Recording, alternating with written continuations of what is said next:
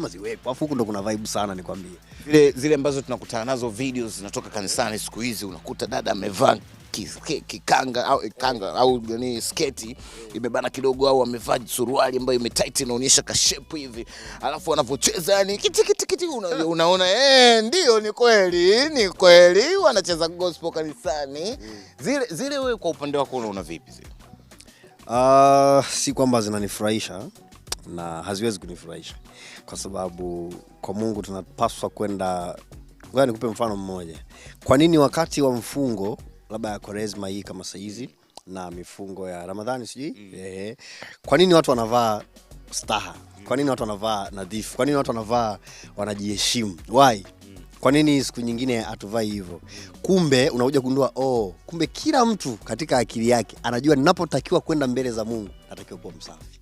Ninapokwenda mbele za Mungu natakiwa niende kwenye mavazi ambayo yanamtukuza Mungu. Kwa hiyo kumbe inaeleweka. Kwa hiyo watu tunaofanyaga vile, ukiona mtu amevaa mavazi fulani ambayo hayampendezi Mungu, sasa huyo sijajua anakuwa siku hizi sio mnajitetea mnasemaje? Mungu haangalii mwili, anaangalia roho. Sasa kwenda mbele za Mungu tukiwa tuna utakatifu na tukiwa tumeandaa mioyo yetu vizuri. Tunapaswa kweli, Mungu anaangalia ndani ya moyo, lakini pia lazima tuende katika hali ya usafi. Tuende katika hali ya muonekano mzuri. Sidhani kama manabii wa zamani walikuwa wanaenda na vitaiti na vipensi. Walikuwa wanavaa majoho, walikuwa wanavaa manguo fulani makubwa kwa tunavyoona kwenye picha na nini. Kwa tunavyotafsiri, walikuwa wanavaa manguo ya kujisitiri. Kama ni wanawake wanapenda mbele za Mungu, basi unakuta wanavaa hiyo. Kwenye movie ambazo tunaangalia kama ndio hivyo kuwa hata Yesu mwenyewe alipokwenda akisali alikuwa anajifunika kitambaa fulani. Sio, unanielewa? Kwa hiyo kuna usafi fulani, kuna utakatifu unapoenda mbele za Mungu. Ila tunavaa tu kwa sababu ndio mambo leo nini ukisasa sana, lakini hatupaswi kuzidisha tukamkosea Mungu. Tunapaswa kuvaa mavazi nadhifu yenye kumpendeza Mungu na hata macho ya watu, kwa sababu unapokuwa ibadani ukivaa nguo ambazo sio nzuri, kuna mtu ambaye shetani anaweza kumtumia akawa ametoka kwenye concentration ya kusikiza neno la Mungu ukampelekea kwenye akili nyingine.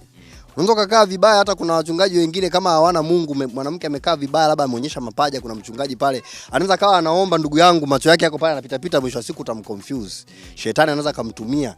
Kwa hiyo tunapaswa kwenda kwenye mavazi ambayo yanajistiri. Kama unashindwa kuvaa, basi ukifika mbele za Mungu basi jistiri.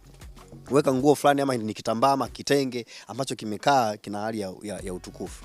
Yes, mimi nafikiri itakuwa vizuri zaidi. So sisemi kwamba sijui nini, unajua kila mtu na anavyomheshimu Mungu Na kuna wengine pia wanafanya vitu vya ajabu, lakini pia Mungu anawajibu.